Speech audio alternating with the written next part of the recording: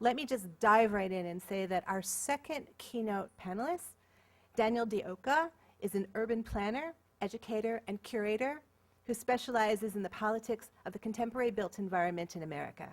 He is design critic in urban planning and design at the Harvard Design School, assistant professor of art history, theory, and criticism at the Maryland Institute College of Art, and principal and co-founder of Interboro Partners, an architecture, planning, and research firm in New York City. He will be introducing, through his talk, the next panel, which is called Working, Not Working. Please welcome Daniel Dioka. Thank you. It's so great to be here. This program seems so cool, and every time I do anything at Decrit, it's always so well organized and so cool, and the students seem so smart and ask such good questions, so it's really an honor to be here. So we're here to talk about a garden variety everyday failure, something that, let's face it, any practicing designer or even aspiring designer knows a thing or two about. When I talk about the work of my office, Interboro Partners, a design office I found with Tobias Armborst and Georgine Theodore in 2002. And the slides are a little messed up, but that's okay. Typically focus on what we did right. This talk presents an interesting opportunity to talk about what went wrong. Lord knows many things have. But I'm not going to take that opportunity, not this time. Although I can say that in presenting this talk, I failed to actually decide what I was going to talk about until very late. It is, after all, such an interesting topic. In fact, I prepared, but am not going to give a talk about a particular failure in my profession, namely the fact that architects and planners are often too quick to write something off as a failure.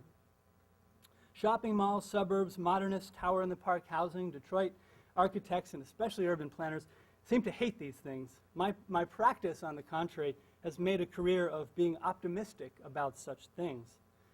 The first project we ever did, as a matter of fact, was about how wonderful this dead shopping mall was. We were supposed to reimagine it, but by spending time there, we discovered that there was already plenty of reimagining being done by the mall's neighbors who made use of the mall and the mall's parking lot in surprising ways. We came to understand that this was not so much a dead mall, it was bottom-up adaptive reuse. And what we were seeing was the development of a really strange city in the parking lot of this mall in the absence of a developer, in the absence of any legitimate program. And so in the end of the project, we just proposed, I'm not going to go through the project, but I just want to say, we just proposed to help this along a little bit. Similarly, when we looked at Detroit, we didn't succumb to the romance of the failed city, as so many had done before us. Instead, we looked at how people were making do with depopulation and disinvestment. And we noticed, just by walking and driving around, that lots of people have, in the past few years, been buying up properties next to their homes, combining the lots, and collectively replatting the city. So we came up with the name for this. We called this a blot. When a homeowner takes, borrows, or buys one or more adjacent lots, the connected lots form a blot. We did a whole study of how people, just acting out of self-interest, are kind of redoing the DNA of the city so that you had something really traditional, 30 by 100 foot single family lots. And what you're seeing now is the emergence of something very different. And you could say it's a bad thing, but we didn't take that approach, and we looked at how this worked for people like Helen and Wanda there, who were able to buy 4 lots, 2 houses. They each got a house. They reparcelized it and collectively owned the lot in between. So you have something that no architect or planner would ever have thought up, a lot for 2 sisters on a quarter-acre lot as opposed to the typical suburban home. We've spent a lot of time thinking about the tower in the park, that much maligned 20th century architectural topology. Here in New York, what's really interesting about towers in the park and how they've evolved is that most of them are occupied by senior citizens. Go to any tower in the park development and you'll see a lot of seniors. And in fact, a whole movement has sprung up. It's called the NORC movement, to retroactively make towers in the park more senior friendly. So for better or for worse, this more optimistic story about how people are resourceful and creatively make do with architecture's lemons is not the story I'm going to tell today. But I'm going to tell a more depressing story, but I'm an optimist by nature, so I didn't want to, and all of us at Interboro are, so I didn't want anyone to get the wrong idea. But instead, I'm going to talk about the failure of integration. I'm referring to racial integration, but not just racial integration. I'm talking more broadly about our tendency to separate or to sort people by race, income, religion, etc. I'm talking about our tendency to build walls, sometimes physical, sometimes not, between an us and a them. As corny as this sounds, a lot of the work we do at Interboro is about tearing down walls, about trying to increase the number of places where people encounter people who are different from themselves. So to give you an example, take holding pattern. As a project we completed last summer for the MoMA PS1 Museum. And the program was to redesign the MoMA PS1 courtyard for the summer to create a kind of temporary public space. When we first started thinking about what to do here, we started thinking about the epic failure that is this wall that surrounds the institution. It's an attractive wall, but it's also something of an FU to the neighborhood around it. And what a neighborhood it is. MoMA PS1 is in Long Island City, Queens, one of the most diverse, interesting places in the world. So the wall creates this divide between neighborhood and institution. We couldn't tear it down, but we could we undermine it in some way? This is the view from across the street, the Checker Management Corporation.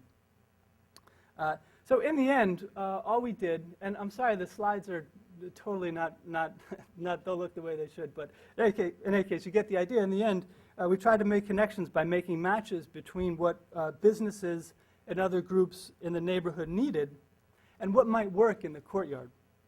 We asked everyone we talked to over 200 businesses, is there something you need that we could design and build for you, hold in the courtyard for the summer and put to use, and then give to you in the fall when the installation is over. So at the end of the day, we came up with 100 and some odd things, trees, lifeguard chairs, and benches, and all kinds of stuff. This is a map of where everything ended up going. Just to give you a couple examples. So this guy owns a ballet studio across the street from the museum. And he was expanding his ballet studio, but he needed mirrors for the studio. So we got him some mirrors, and we installed them in the courtyard, and here they are in the fall at the ballet studio. Ozzy Laverum here from Teamsters Local 808, right across the street. I'm sorry, this thing's freaking out. Ozzy, right across the street from the museum. He's got this green area, and he's got this picnic table, and he wanted some trees to kind of improve this area. So here are a bunch of trees in the courtyard being held. And here we are planting the trees in the fall. Kids from the daycare center, they wanted a rock climbing wall. I don't know what's going on with this thing. Okay. So they wanted a rock climbing wall. Here is the rock climbing wall that we installed being put to use in the courtyard, and here it is at the end being installed and being used by kids from the Long Island City daycare. So you get the idea. We worked with the graphic design office Thumb to make these labels that said where each object was going to go, creating a relationship between outside and inside. We also had a lot of events where we brought our partners into the museum. Kids from the ballet school actually did a performance at MoMA. So we saw this as a sort of occupation, getting people from the outside inside and giving them a stake in this project. So here are some Irish quilters in the museum. None of these people have actually ever been to MoMA PS1. Here are some graffiti artists who get to put their stuff on the inside of the wall at our breakdancing workshop that we had with them. So it's something of an occupation. We let the neighborhood take over the bookstore and sell the books that they wanted to sell. So you see the Degas and the Little Dancer next to our favorite books like The Geography of Opportunity or something like that. Okay, now so today I want to just spend my remaining 6 minutes here talking about another project that came out of this interest in walls. It's a project called the Arsenal of Exclusion and Inclusion. And it starts with a really basic question. Who gets to be where? Advocates of open housing, open cities, or open societies would argue that, well, everyone should be everywhere, or at least have the right to be. Fair housing laws, for example, say that people should be able to live where they want. Restricting access to this or that place to someone on the grounds of race, religion, or income is wrong.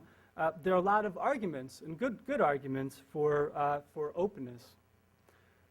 And first, since opportunity is so unevenly distributed around our metropolitan areas, restricting access to places sometimes amounts to restricting access to things like health, wealth, and education. If we look at Baltimore, we see this article. There's a 20-year life expectancy difference between one neighborhood in Baltimore and another. If we look at education, there's a 40% difference in graduation rates in the city and the suburbs. If people have a right to health and to education, they should probably have a right to the neighborhoods where health and education accrue. This is the kind of argument made by people like Xavier de Souza Briggs. It drives policies like moving to opportunity. Second, another argument for openness, for confronting the failure of integration, restricting access to space leads to homogeneous communities that exacerbate fear and prejudice and makes us forget that we're all in this together. This is the kind of argument that Bill Bishop makes in The Big Sort and Jerry Frug makes in the great book City Making, Building Communities Without Building Walls. So Bishop says, while America as a country is very diverse, the places where we live are becoming increasingly crowded with people who live, think, and vote the way we do, and that our country has become so polarized, so ideologically inbred, that people don't know and can't understand those who live just a few miles away. Third argument comes from Habermas and many others. Restricting the access to space is undemocratic, and it undermines democracy since spaces of assembly are so important to democracy. This is why at the 2004 Democratic Convention, there was such an uproar about the imposed free speech zone, which marshaled protesters into this pen. Not very democratic. It's also, by the way, what's at the heart of the Occupy movement, which has spawned a discourse around the links between public space and democracy. An example might be this website, Who Owns Space, which asks, what happens to democracy when we don't have the spaces to meet, organize, and collectively plan our future? What happens when our city does not belong to us? Good questions. Fourth, quickly, restricting access to spaces undermines what's great about a city, namely heterogeneity and encounters with the unfamiliar. This is a romantic reading of a city, perhaps, but homogeneity is boring. And this is the kind of argument made by people like Iris Marion Young when she describes cities as, quote, heterogeneous, plural, and playful, a place where people witness and appreciate diverse cultural expressions that they do not share and do not fully understand. It's what so many people celebrate about New York City. And it's why, to cite three completely random examples, public housing, senior centers, and the garment district are so cool. They maintain diversity and they keep New York interesting. I could talk about more arguments, such as those by Karl Popper, but I'll stop there.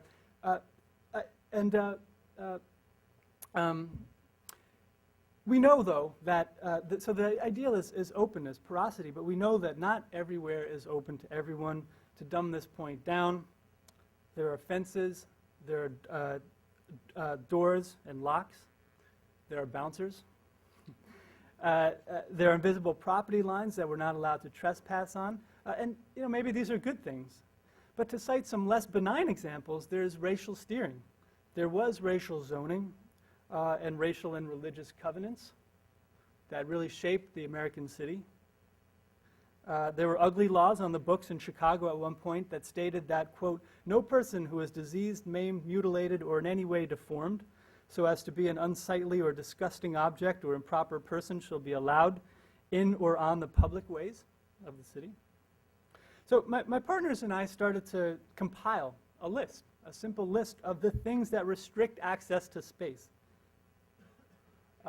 And we started a blog. It's called The Arsenal of Exclusion and Inclusion.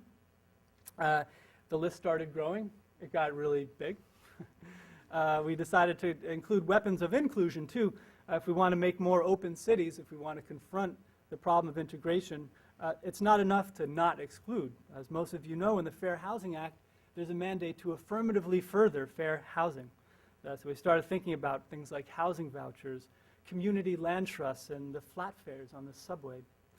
We decided to write a book called The Arsenal of Exclusion and Inclusion. We installed a version of the book at the International Architecture Biennale in Rotterdam in 2009. Here are some shots of the installations we made from the book. The book should come out in the fall, by the way, hopefully being published by ACTAR. So I want to say, just ask this question: why? Why do we list these things? What's the point? As I approach 15 minutes. First, we study history so that we don't repeat the mistakes of the past, but also we study it to denaturalize and expose the constructedness of the present. We hope that this list will help us understand that segregation and integration are not the product of invisible, uncontrollable market forces, but of man-made tools that could have been used differently or not at all. We hope that this will encourage people to be more critical about the here and now in the same way that the Occupy movement has. We also hope it'll be practical. We hope it could be used as a sort of toolbox of sorts. So that we start to think about the barriers in our everyday life. The book is very colorful. It has a lot of illustrations. This is all 158 weapons operating in one picture. If you can find all 158, you can get a free copy of the book. But you have everything from skywalks to suburban incorporation to gated communities. There's a parable in here about the purple and green birds. Golf course communities, and there's your armrest on the bench there that keep homeless people off the bench. Things like racial steering, large lot zoning makes big parts of our suburbs unaffordable to lots of people. Beach badges, housing vouchers, fire lanes and things, all kinds of fun stuff. I could say more about the book, but since I'm at 16 minutes, I think I'll stop there. But thank you for listening. Yeah.